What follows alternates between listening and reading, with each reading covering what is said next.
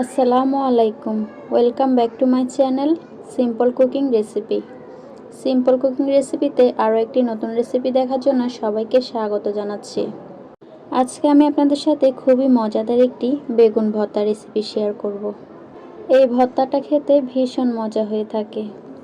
এখন শীতের সময় ভরপুর বাজারে বেগুন পাওয়া যাচ্ছে, আর শীতকালীন সময় বেগুনের যে কোনো রান্নাই কিন্তু অসম্ভব মজার হয়। এর মধ্যে সবচেয়ে বেশি ভালো লাগে বেগুন ভর্তা। শীতের সময় অনেকেই আছেন সকালবেলা গরম ভাতের সাথে বেগুন ভর্তা খেতে খুবই পছন্দ করেন। আর এই বেগুন ভর্তা যদি হয় একদমই নতুন স্টাইলে করা, আর যদি হয় দুর্দান্ত স্বাদের, তাহলে তো আর কোনো কথাই নেই। আজকে আমি ডিফারেন্টভাবে বেগুন পুড়িয়ে ভর্তা বানিয়ে দেখাবো। আশা করছি আপনাদের কাছে অনেক অনেক ভালো লাগবে। তো চলুন চলে যাই মূল রেসিপিতে কিভাবে আমি বেগুন ভর্তাটা বানালাম। বেগুন ভর্তা বানানোর জন্য এখানে আমি বড় সাইজের একটা বেগুন নিয়েছি।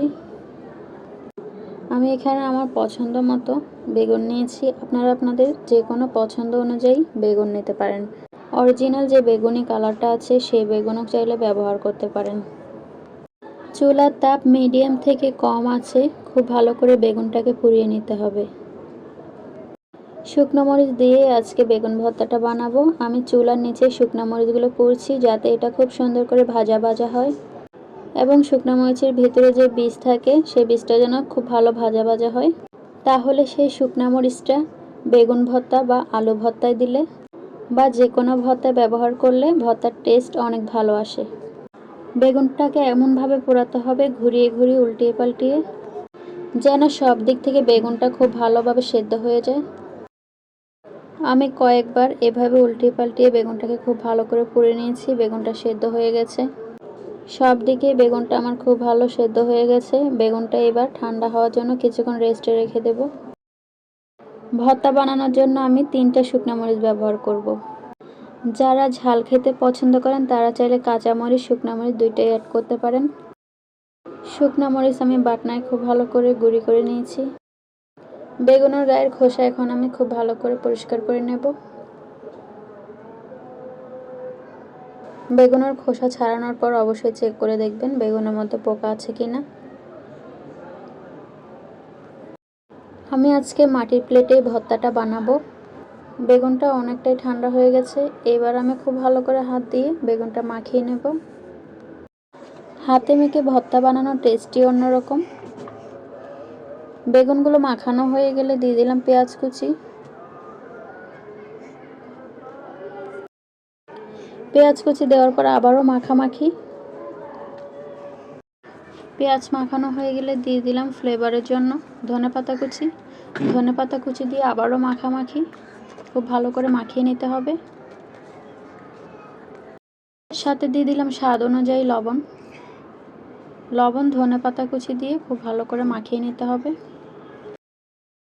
সবগুলো একসাথে মাখানো হয়ে গেলে দিয়ে দিলাম শুকনো মরিচের গুঁড়া। শুকনো মরিচের গুঁড়ি দিয়ে আবারও খুব ভালো করে মাখিয়ে নেব।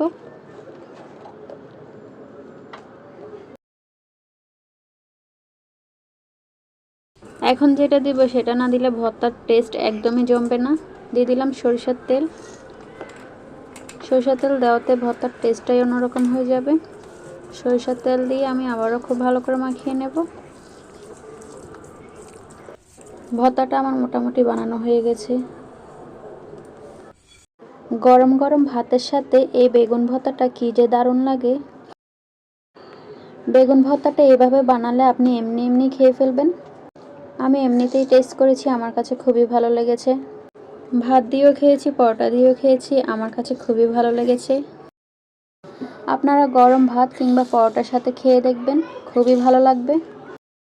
এটা দেখতে যেমন লোভনীয় হয়েছে, খেতে অনেক মজা হয়েছে। চাইলে আমার এই রেসিপি ফলো করে আপনারাও বাড়িতে ট্রাই করতে পারেন।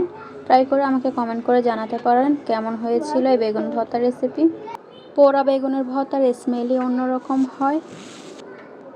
সেদ্ধ করে বেগুন ভর্তা করলে ওইটা খেতে একটু পানসা লাগে।